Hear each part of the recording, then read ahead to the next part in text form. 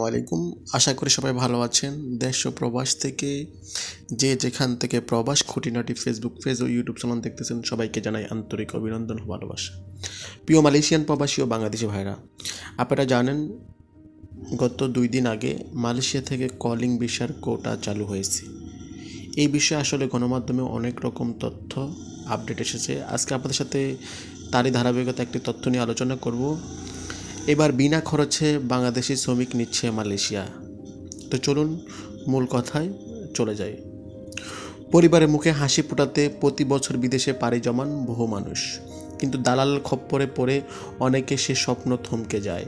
জমি বাড়ি বিক্রি করে বিদেশে যাওয়ার পথ তৈরি করলে বাস্তবে অনেকেই হয়ে পড়ছে প্রতারিত। এমনকি বৈধ পথে প্রতি বছর লাখ লাখ শ্রমিককে মালয়েশিয়া পাঠানোর সুযোগ থাকলেও দীর্ঘদিন ধরে ভিসা সিন্ডিকেট ও দালাল ও দুর্নীতির কারণে খরচ বেড়েই দাঁড়িয়েছে মাথাপিছু 5 থেকে 6 লাখ টাকা পর্যন্ত। এমন করুণ অবস্থায় অবসানে হঠাৎ এক সুখবর দিচ্ছে মালয়েশিয়া। দেশটি একেবারে বিনা খরচে বাংলাদেশি শ্রমিক নেওয়ার ঘোষণা দিয়েছে।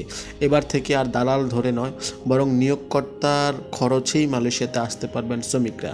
ভিসা, মেডিকেল, এমনকি বিমান ভাড়া সহ সব খরচেই এখন থেকে নিয়োগকর্তাকেই বহন করবে। বাংলাদেশি অভিবাসন শ্রমিকের জন্য এবার এমন অভিনব প্রক্রিয়া মালয়েশিয়া আসার সুযোগ করে দিয়েছে দেশটির সরকার। প্রধান উপদেষ্টা ডক্টর মোহাম্মদ ইউনূসের ঘনিষ্ঠ কূটনৈতিক তৎপরতার কারণে এমন অভাবনীয় সুবিধা এবার থেকে পেতে চলছে অভিবাসী বাংলাদেশি শ্রমিকরা। জনশক্তি রপ্তানি খাতে সংশ্লিষ্টরা বলছেন, এরই মধ্যে আন্তর্জাতিক শ্রম সংস্থার ILO নীতিমালা মেনে গড়ে তোলা হয়েছে ইউনিভার্সাল রিক্রুটমেন্ট প্রসেস URP এবং direct labour recruitment DLR platform. আর পুরো সিস্টেমটাই চলবে কৃত্রিম বুদ্ধিমত্তা বা AI দিয়ে। ফলে শ্রমিক ও নিয়োগকর্তার মধ্যে সরাসরি যোগাযোগ হবে, কোনো দালাল বা সিন্ডিকেট ঢুকতে পারবে না। শ্রমিকরা সরাসরি অনলাইনে নিবন্ধন করতে পারবেন, নিয়োগকর্তা সরাসরি প্রার্থী যাচাই করবেন। ফলে অতীতে যেখানে একজন শ্রমিককে মালয়েশিয়া যেতে গুনতে হতো 4 থেকে 5,000 মার্কিন ডলার, প্রায় 5 থেকে 6 লাখ টাকা, সেখানে এবার খরচ কার্যত শূন্য।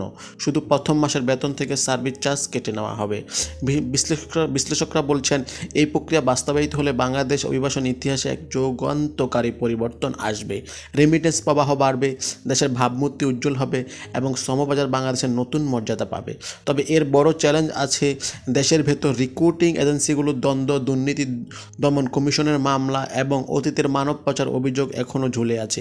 এইসব জটিলতা না মিটলে মালয়েশিয়ার শ্রমবাজার প্রবেশ আবারও বাধাগ্রস্ত হতে পারে। তবে আশার আলো জ্বলছে।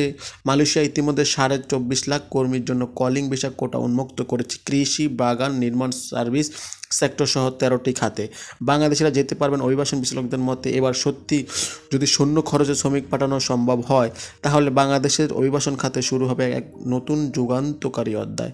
তো প্রিয় মালয়েশিয়ান প্রবাসী ভাইরা, আপনারা দেখতে পারলেন আমি আপনাদের সাথে একটা অনলাইন নিউজ পেপারের কলাম আপনাদের সাথে তুলে ধরেছি। আসলে বিষয়টা আমরা যদি পর্যালোচনা করি, এটা দেখা যাক, আমরা অপেক্ষা করি আসলে কি বাংলাদেশি শ্রমিকরা সম্পূর্ণ বিনা খরচে মালয়েশিয়াতে আসতে পারে কিনা। এই বিষয়ে আপনাদের মতামত অবশ্যই আমাদেরকে জানাবেন। আপনাদের কমেন্টের উপর ভিত্তি করেই আমরা কিন্তু আগামীতে একটা ভিডিও তৈরি করব এই বিষয়ের উপর। তো আজকের মতো বিদায় নিচ্ছি। ভালো থাকবেন, সুস্থ থাকবেন। আবারও দেখা হবে নতুন কোনো আপডেট তথ্য ও ভিডিও নিয়ে। এই পর্যন্ত আমাদের সাথেই থাকুন। আসসালামু আলাইকুম ওয়া রাহমাতুল্লাহি ওয়া বারাকাতুহু।